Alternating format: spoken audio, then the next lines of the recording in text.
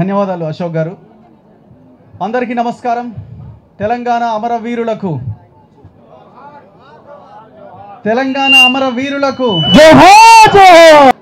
అందరికీ నమస్కారం. ఇచ్చిన 2 నిమిషాల్లో 2 విషయాలు చెప్తాను నేను. సరే, ఈ వేదికని నేను పంచుకున్నందుకు నన్ను కూడా రేపొద్దున అర్బన్ నక్సలైట్ అనే ముద్ర వేస్తుండొచ్చు. చాలా సంతోషం. ఎలాంటి ఇబ్బంది లేదు. ప్రజల కోసం పనిచేస్తున్నప్పుడు ఇలాంటివి మనకి బిరుదులు ఇస్తూనే ఉంటారు. ఎన్ని బిరుదులు వస్తే అంత పెద్ద మాటని మనం అంత పెద్దగా జనాల్లోకి వెళ్తున్నట్టుగా భావిస్తున్నా. చాలామంది మాట్లాడుతూ ఉంటారు ఇంటర్వ్యూస్లో కానీ ఇంకో దగ్గర మమ్మల్ని అర్బన్ నక్సలైట్లు అంటున్నారని. దాన్ని గొప్ప బిరుదుగా భావించండి. అన్నలంతా అడవుల్లోకి పోయి త్యాగాలు చేసి నక్సలైట్లంతా ప్రజల కోసం, ఆదివాసీల మూలవాసుల కోసం కొట్లాడుతుంటే వాళ్ళు అడవిలో ఉన్నారు, మీరు అర్బన్ ఏరియాల్లో ఉండి పనిచేస్తున్నారని భావించండి. దాన్ని ఎందుకు అవమానంగా, నామోషిగా భావిస్తున్నారు? దయచేసి ఈ విషయాన్ని గమనించాలి.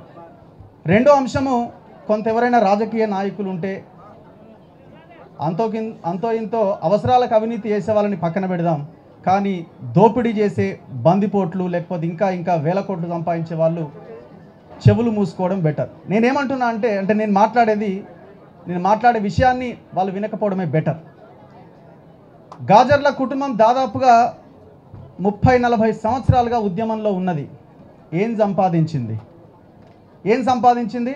వెనకాల ఒక 4 పిల్లర్లు వేసిన 4 గోడల ఇల్లు మాత్రమే కనిపిస్తున్నది. ఇదే 40 సంవత్సరాలు రాజకీయాల్లో ఉన్న కుటుంబం ఎంత సంపాదించిందో లెక్క కట్టండి. ఎంత సంపాదిస్తుంది? ఎమ్మెల్యేగా అవుతాడు, ఈ పాటికే మంత్రి అయిపోతాడు, ముఖ్యమంత్రి కూడా అవ్వడానికి అన్ని అవకాశాలు ఉంటాయి. 100,000 కోట్లు సంపాదించడానికి అవకాశాలు ఉంటాయి. ఇదే కదా త్యాగం. మీకు రాజకీయ నాయకులకి ఈ త్యాగధనులకు ఉన్న తేడా. ఇంతకంటే తేడా ఏం కావాలి? ఈ దేశం కోసం, ఈ ప్రజల కోసం వీళ్ళు కష్టపడుతున్నారు అని చెప్పడానికి ఇది నిదర్శనం కాదా? మనం సప్పట్లు కొట్టడానికే పరిమితం అవుతున్నాం. రేపొద్దున గాజర్ల అశోక్ పరకాల నుంచి పోటీ చేస్తే ఓటు వేస్తారా మీరని అడుగుతున్నాం. వెయ్యం మనం 2,000కో 5,000కో క్వార్టర్ సీసాకు అమ్ముడు పోయి ఎవరయ్యా అశోక్, వాళ్ళు ఎప్పుడో పనిచేసి అయిపోయింది వాళ్ళదని అనుకుని మనం వెళ్ళి ఓట్లు వేస్తున్నాం. సో ఈ దిశగా మనం ఆలోచిస్తేనే ఇప్పుడు ఆయన త్యాగం చేసి, కుటుంబం అంతా త్యాగం చేసి వాళ్ళ పోరాటం నడుస్తూ ఉన్నది. ఇలాంటి వాళ్ళు కదా మనకు లీడర్లుగా కావాల్సింది. దీన్ని రాజకీయం వేదిక కాదు అని మీరు అనుకోవచ్చు. మీరు ప్రతి దాంట్లో రాజకీయమే ఉన్నది. మనము రాజకీయం మాట్లాడకపోవడమే మన తప్పు అవుతున్నది. అవతలోడు రాజకీయాలు చేసి వాడు పై స్థాయిలోకి వెళ్ళిపోతున్నాడు. సో మనము కూడా చేయాల్సింది రాజకీయాలే మాట్లాడాల్సిన అవసరం ఉన్నది. ఖచ్చితంగా అడవుల్లో ఉన్న, ఈ దేశం కోసం కష్టపడుతున్న, ఆదివాసీల కోసం త్యాగం చేస్తున్న ఎవరైతే త్యాగధనులు ఉన్నారో, ఈ దేశభక్తులని ఎవరైతే అంటున్నామో, మనం బయట ఉన్న మేధావులు వీళ్ళంతా కూడా చర్చించాలా, ఏ రకంగా ముందుకెళ్తే వాళ్ళని మనం కాపాడుకోగలుగుతాము. బుల్లెట్కి బుల్లెటే సమాధానం అంటే అది కష్టమని అయితే నాకు అనిపిస్తుంది. ఈ సమయంలో ఎవరైనా వ్యతిరేకించే వాళ్ళంటే వ్యతిరేకించుకోండి, నాకు ఎలాంటి ఇబ్బంది లేదు. రాజ్యం బలంగా తయారవుతున్నది. వాడు ఎటువైపు నుంచి అయినా వచ్చి దాడి చేయడానికి వాడి దగ్గర అన్ని రకాల అస్త్రాలు ఉన్నాయి. ఒకప్పటి రోజులు వేరు, ఇప్పుడు రోజులు వేరు. చంద్రబాబు నాయుడు కాలంలో ఇంతకంటే చాలా పెద్ద వాళ్ళు చనిపోయినారు, ఇంకా ఇప్పుడు ఇది తక్కువే అని రకరకాలుగా చెప్పే ప్రయత్నం చేస్తున్నారు. కానీ వాస్తవ పరిస్థితిని మనం ఆలోచించాల్సిన అవసరం ఉన్నది. భారత రాజ్యాంగం ప్రకారంగా ఎలక్షన్స్ ఉన్నాయి. నేను అంటున్నా, ఖచ్చితంగా ఈ రాజకీయాలను మార్చే శక్తి ఆ అడవుల్లో త్యాగం చేస్తున్న వాళ్ళకు ఉన్నది. వాళ్ళెందుకు ఈ రాజకీయాలని మార్చే, శాసించే పరిస్థితుల్లోకి రావద్దన్నది నా అభిప్రాయం మాత్రమే.